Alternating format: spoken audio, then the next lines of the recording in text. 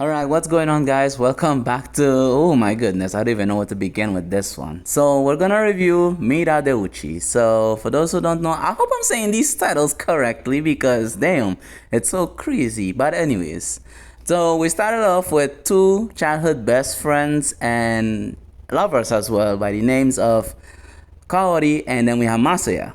Masaya has been helping her throughout the childhood and stuff and whatnot, but as of recently, she's been hanging around this bad influence of a friend by the name of Amy Sasaki. Now, Amy is like, she's been absent for a while since, she's some rumors been going on about her, but Kaori has been working her ass off to get her back into the tennis club because she's like one of the aces of basically the ace on the whole.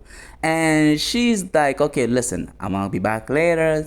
Hopefully things go smoothly and make sure you keep the house clean and stuff when I get back. He says, I know, okay. So here's where it gets a little bit interesting. So as she goes over to her friend's house, she noticed a guy with Amy. And Amy is like, well, what the hell are you doing? Because when she comes in, they already were doing it. They were already getting to the training session, if you know what I mean. So, of course, the friend influences her to say, listen, we're going to have fun. Trust me on this. And she is being forced, well, basically coerced into doing it. Mind y'all, she was a virgin.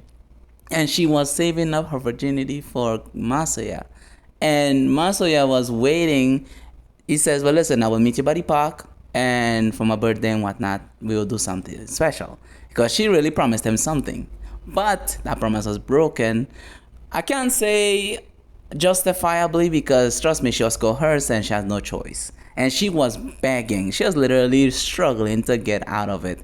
But of course, the terrible friend Amy had to come in and, influence her. So as he was waiting, it was like 5 o'clock in the evening, and then they show up. So it was the friend Amy and Kaori shows up, and he's like all disappointed. And while they're talking, this is where it gets even more crazy. So whilst they're talking, whilst Kaori's trying to talk, she's struggling because homie behind her is literally fingering her. Crazy work, and he's so oblivious to that fact. That's what makes it even more scary. Now, I don't know if he actually finds out or he's actually oblivious to this because this is just part one, and part one was crazy. So she made a proposition to Amy. She says, listen, I have two conditions. Either if you win, you can go back to your boyfriend, but if I win, you'll rule under me. But here's the unfairness. Here's where the handicap comes into play. Whilst they're having their little tennis match, she has actually two vibrators up in her. So of course she's at a huge disadvantage. And she's trying to swing, but like the guy in the background, he's literally increasing the levels of the vibration, which is even worse.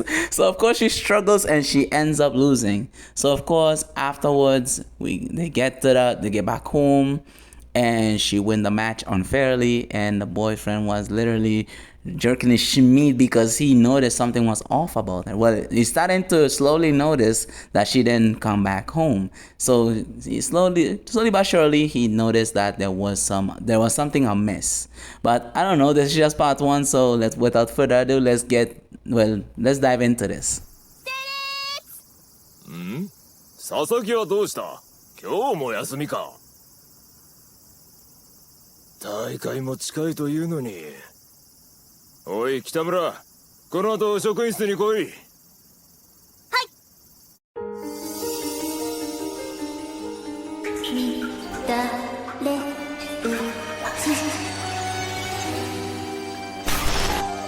乱れ打ち。珍しく下校が早いから。この前できた女子テニス部の部長をしている私、北村香織は最近部活に出ない後輩佐々木亜美さんの家に行って様子を見ることになりました。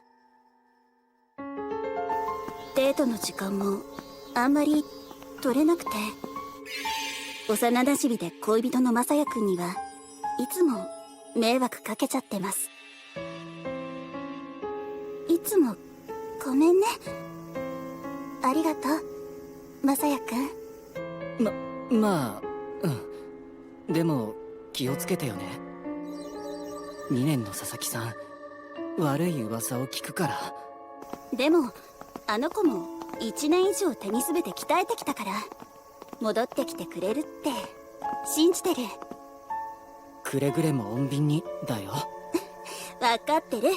じゃあ後でね。穏便、穏便。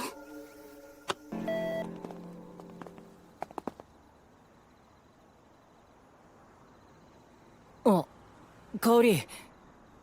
どう、佐々木さん？そうなんだ。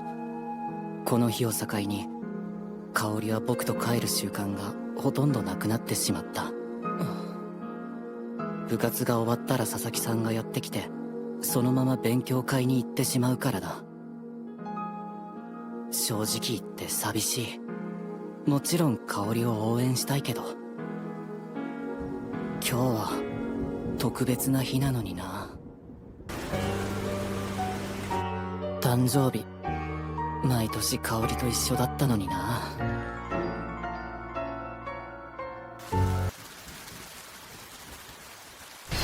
これで私に勝てたら勉強会を今日で最後にしてあげます。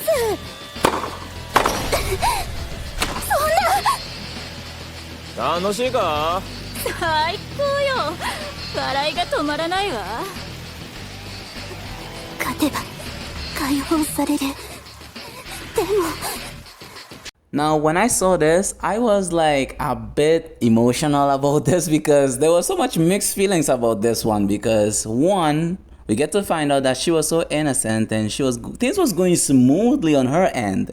Until Amy said otherwise. Amy said, I bet things going smooth. I'm about to ruin girl's career. Now, I haven't seen part 2 yet because I want to actually rewatch part 1 in detail to find out what I have missed because I've only watched it like twice.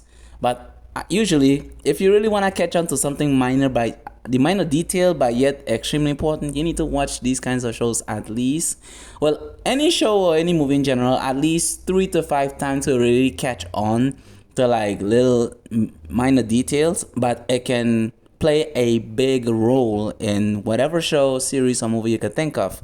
But now, in this case scenario, I don't know what part 2 will have in store because trust me, I heard from what I've seen in the comments, part 2 is actually worse.